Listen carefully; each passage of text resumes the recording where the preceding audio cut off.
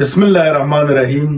هرات لومړی د دریای سادات تلویزیون مسؤلینو ته، تخنیکي همکارانو ته او لیدونکو اوریدونکو سلامونه احترامات وړاندې کوم. دا چې موږ پوښتنه شوې ده چې د افغانستان د منځګړیتوب ملي حرکت په دې وختونو کې په څه بوخت دي، څه کوي او فعالیتونه یې اوسني څه دي. ملت ته باید چې موږ ژمنه کړې وه مخکې چې هر څه فعالیتونه به دوی ته وایو او د شفافیت موضوع به هم دوی ته تشریح کوو. نو بنا په دې هکله موږ نه پوښتنه وکړله. موږ په دې وختو کې زیاته پاملرنه دې ته کړې ده چې د ملګرو ملتونو د امنیت شورا غونډې وې، خصوصا په 18 د فبروري، بیا 26 د فبروري، اوس ویل کېږي چې په 6 د مارچ بله غونډه کوي. د دې غونډو پایلو ته، د نړیوالو نظریاتو ته، د طالبانو نظریاتو ته، سامیو پریکړو ته هم یو څه منتظر پدې و چې د منګ کال دوی سره په هماهنګۍ روان ده. هر نړیوال هیوادونه، مطرح هیوادونه د نه په افغانستان کې طالبان چې کوم حرکت د افغانستان د بیبول لپاره کوي، دا د منګ موخې دي. د افغانستان د رفاه او سعادت او شګوفایي او د انزوا حالت نه وتل او هغه شپږ مادې چې موږ همیشه موږ یادې کړي دي، په هغه باندې موږ خپله ژمن یو او دا په هماهنګي باندې دوی سره کوو. نو بنان منتظر و چې دوی سره یو ځای پایلې وګورو. دوی سره موږ په اړیکه کې وو، مخکې هم اړیکه کې وو، اوس هم اړیکه کې وو.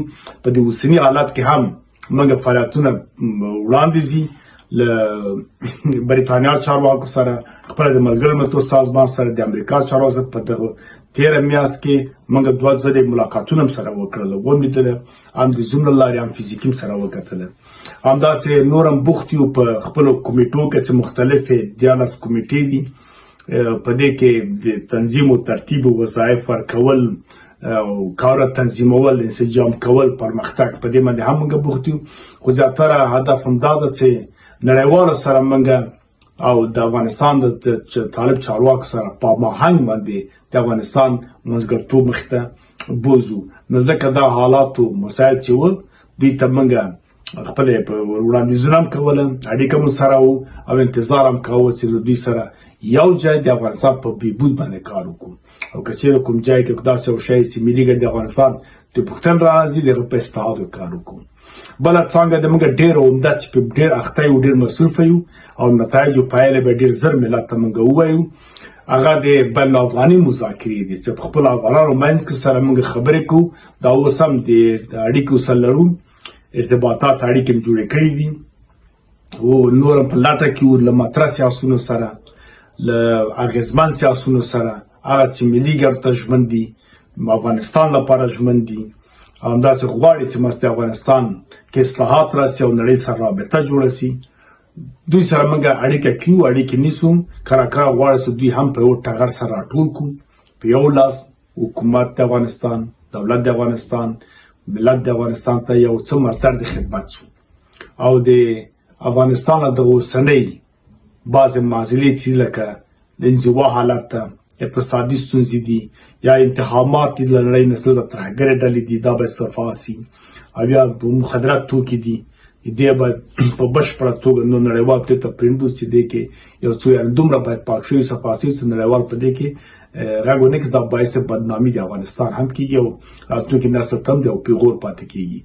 نو دې مسایلو کې خصوصا بیا ډېره پاملرنه چې زموږ د ښځو د تعلیم او د ښځو د نجونو تعلیم او د ښځو د کار او اشتغال ده چې نړۍ هم دې ته پاملرنه کړې ده. ما هم په دې کې چټک ګامونه پورته کړي دي او ډېر په سرعت روان او ډېر تاکید هم په دې باندې چې دا څانګه چې نفوس د افغانستان ده باید وروسته پاتې نه سي. په هغه هېوادو کې چې ښځې، نجونې یو جوخه له نوسه کار کې ترقي کړې، په افغانستان کې هم دا څو لسیزو کې یا مثلا د اعلیحضرت ظاهرشاه له وخت دېخوا چې ښځو په ښارونو کې د افغانستان خصوصا کابل او لویو ښارونو ولایتو کې کار اشتغال شروع کړ، ښارو ترقي وکړه، تا ولایت ترقي وکړ. معلومه وجه کې چې نجونې ښوونځیو ته نه تلې، د ښځو په ټولنیز ژوند کې اشتغال نه و، لکه کلیو بانډو دي چې هغه هماسې وروسته پاتې شوله. دا تجربې ښودلې ده. نو بنا د منځګړیتوب ملي حرکت کارونه په چټکۍ روان دي. موږ همیشه له ټول رهبري شورا سره متواترې غونډې کوو، د کادري شورا سره لیدنې کوو، د کمیټې مسؤلینو سره غونډې کوو. خپلو منځو کې سره همیشه هره ورځ خپل ګزارشونه ورکوو یو بل ته لاسته راوړنې یو بل سره شریکوو، پروګرامونه اخلو، په مخ روان یو. انشاءالله د 6 د مارچ چې بله غونډه کېږي، له هغه نه وروسته بیا ظاهر سو تاسو سره په میډیا کې، او دا خبرې بیا واضح کړو چې د ملګرو ملتونو سازمان، د امنیت شورا سره، د رهبري د طالبانو سره، نور سیاسونو سره موږ په دې افغانستان د حل د مشکلاتو او د نړیوالو سره په اړیکه کې څه پرمختګونه کړي، څه پروګرامونه لرو، څه هم کړي دي. انشاءالله تاسو به په ټولو مسایلو کې هر وخت تاسو مطمئن سئ، شفافیت او ولاړ سره به خبر سئ.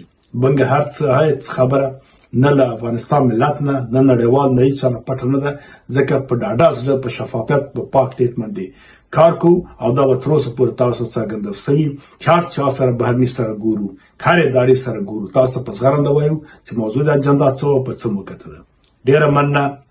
انشاءالله د شګوفان پرمختللي، آزاد، خپلواک او یو سیال افغانستان په هیله.